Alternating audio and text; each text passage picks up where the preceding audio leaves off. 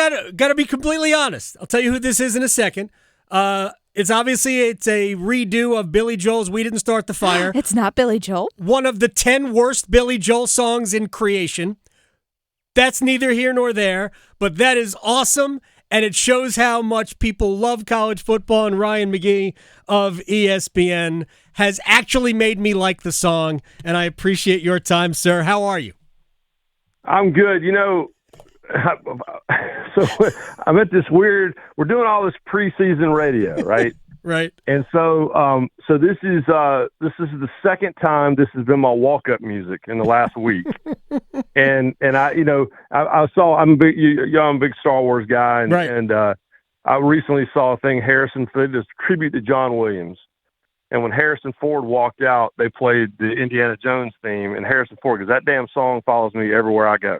And I feel like this might follow me. But yeah, it was great. Well, you'll be happy to know this as a Billy Joel guy. Yeah. This had to be greenlit by Billy Joel's people. And we paid some money for the rights, and then the first version I recorded in my basement, and my wife, who is an actual singer, was like, "What in the hell is my husband doing in the basement right now?" But the original version I recorded was to like a karaoke thing. Right. We had to send that to Billy Joel's people, and then they approved it, and then they took the original masters of "We Didn't Start the Fire" and edited up, the length of the song that we needed. Wow. And sent it to us. So yeah, it was quite Andrew Helpin was the producer on it, and he did an amazing job. But but that thing is Cartoon McGee singing "We Didn't Start the College Football Fire." I feel like they might play that at my funeral. It is incredible. I have watched it several times. I just watched it before we came on. I appreciated at the very end the basically kudos to Lee Corso. Right, not so. I appreciate you noticing that. Oh no, I all of it. I didn't know the name of the quarterback you said looked like Anakin, because that goes back to your Star Wars, feelings and all of that. But when I texted you to come on, I watched this and I'm like, oh, we got to talk to Ryan to start the season. And we're going to get to football here in a second. But Terry Cashman is a songwriter that wrote "Talking Baseball," Kluszewski, Campanella, that song from 40 years ago. Right after that became a hit, he was contacted by Major League Baseball and wrote one for every team. At the time, I believe it was only 24 teams or 26 teams, so he didn't write one for the Marlins. But I think you should write one for every team in the SEC. Yeah, that's a good call. And I didn't know, and when you sent that to me, I didn't know that. I literally, I went down to the coast for a few days with my wife. It was kind of my last weekend off before hitting the road for the next, 13 weekends at least. And I told my wife I had no idea. But yeah, so that song, I mean, this, you helped me promote it, but last year I wrote a book about the summer I worked in minor league baseball. Right. And that was the one, I don't think I wrote this in the book, but that was the one song that our general manager was like, "You're never playing that song." Because he was tired of it. At that point, it had been out like 10 years. And he's like, I don't want to hear that song. Right. Okay. And so, but I had no idea. So yeah, maybe I'll, I didn't see it again. I have a wife who writes musicals and like sings. I had it would really make her angry if suddenly this became my career as a songwriter.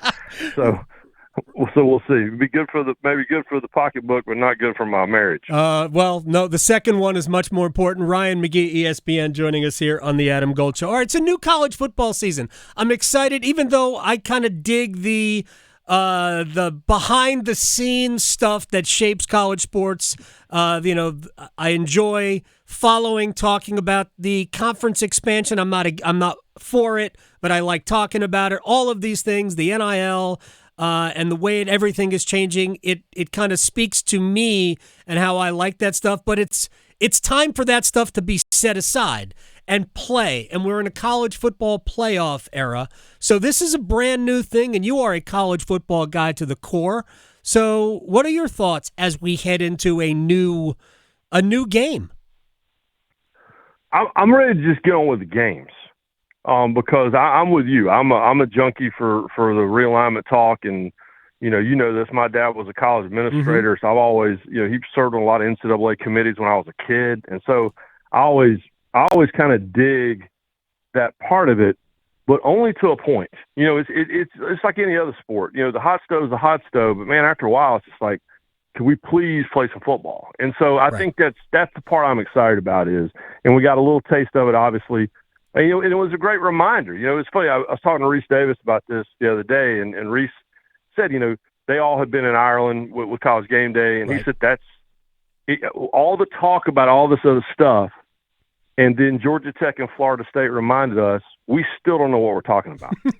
And that's the best part is that for all the talk about this and that and what's it going to be like and what's it going to be like when Texas and Oklahoma in the SEC and what's it going to be like when USC, and when Indiana's playing UCLA in the Rose Bowl week 3 or whatever it is, what's that going to look like? And now we're going to know.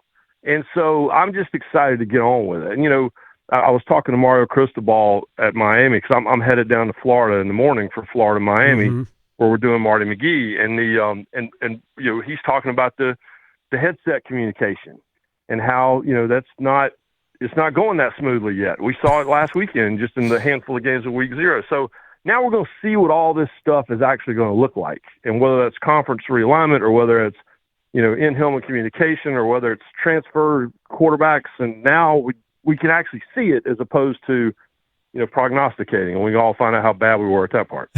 Well, a lot of people were hesitant to talk about Miami as a sneaky contender for the playoff because we have seen Miami underachieve before, but we know their roster is loaded. We know Cam Ward comes in with this incredible reputation as a big play dynamic playmaker.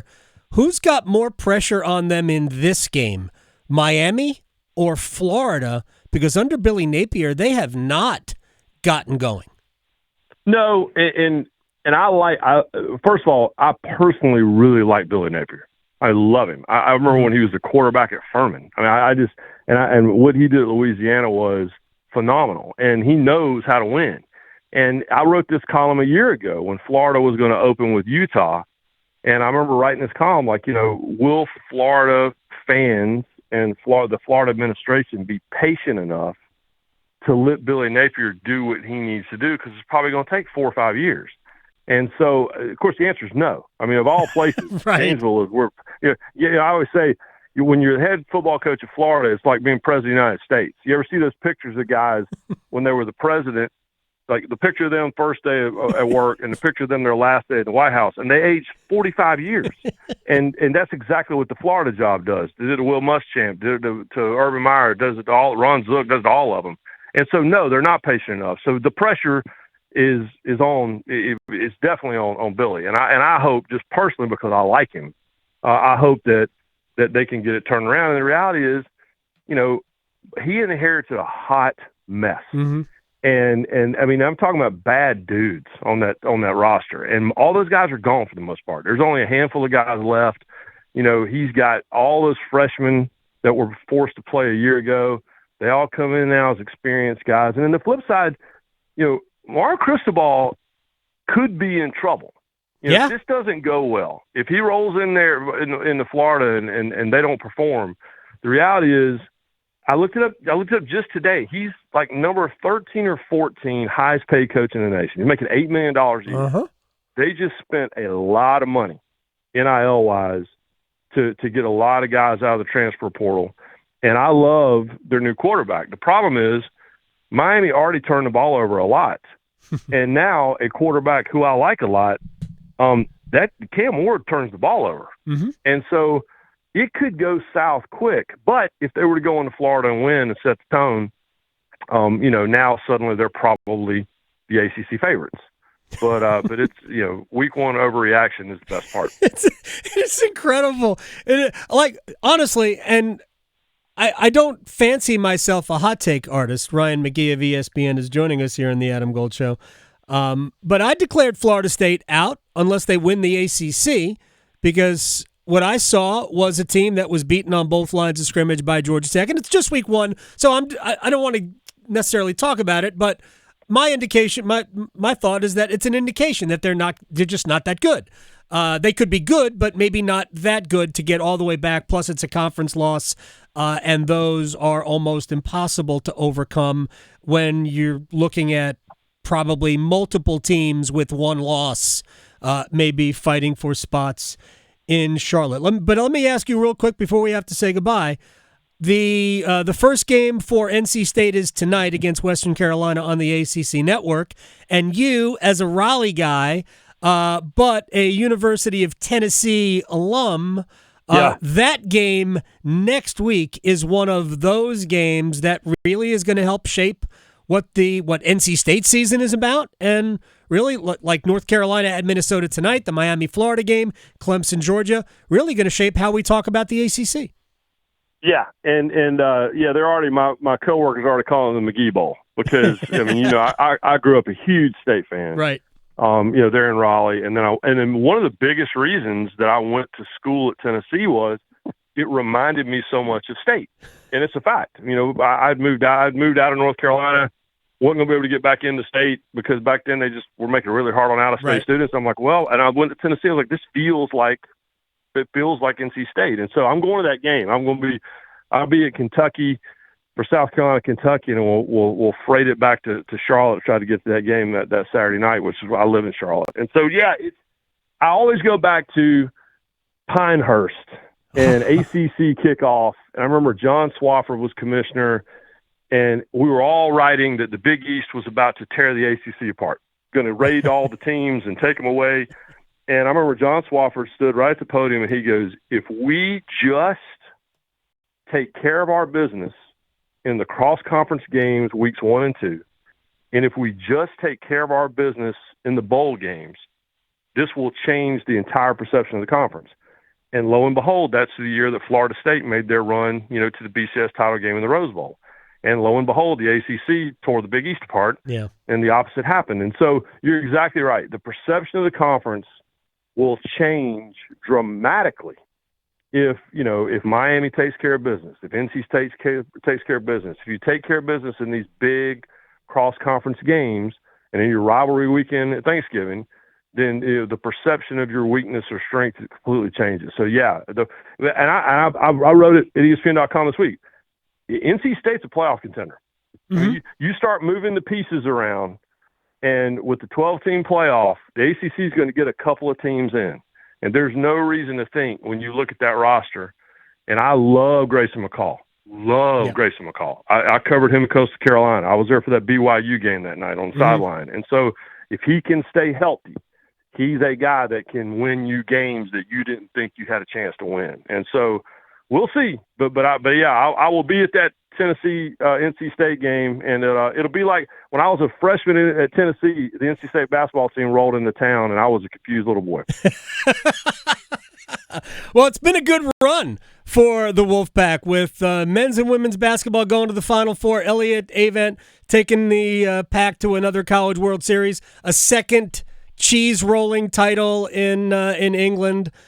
So Abby Lampy doing that. I mean, it's been a good run. We had her on Marty McGee. I know you did. We did, and it was. But yeah, it's without exaggeration the greatest calendar year there's ever been in Raleigh for sports. I mean, at NC State, there's no question about it. And I'll throw the cheese roll in there, but there's no reason to think that momentum can't keep rolling. And Dave Dorn knows it. And now after a dozen years, they deserve a title run.